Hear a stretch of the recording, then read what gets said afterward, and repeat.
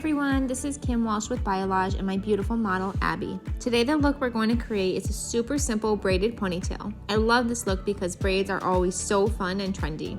So I started off by sectioning and clipping away the hair I used for the braid, then started curling the rest of Abby's hair. In order to curl Abby's hair, I used our Biolage Thermal Active Spray and wrapped the hair around the barrel of the iron. Make sure you always spray 12 inches away from the hair to prevent it from getting really wet and combing it through.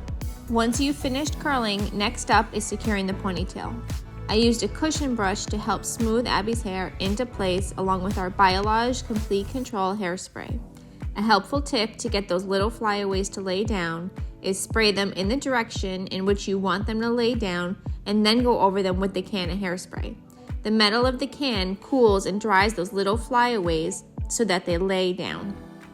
Now we're going to take down the hair that you clipped up for the braid and curl it the same way you did before. When starting the braid, take a section of hair at the top that's about 2 inches wide. Then, split that into 3 smaller sections, always holding them in your hand.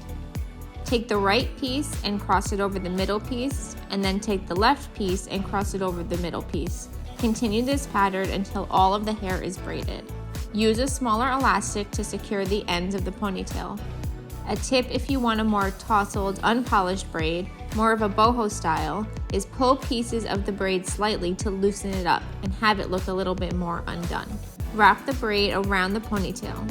This is how we're going to hide that elastic showing. Keep wrapping the hair around the ponytail until you get until the end. Using a bobby pin, secure the end of the braid.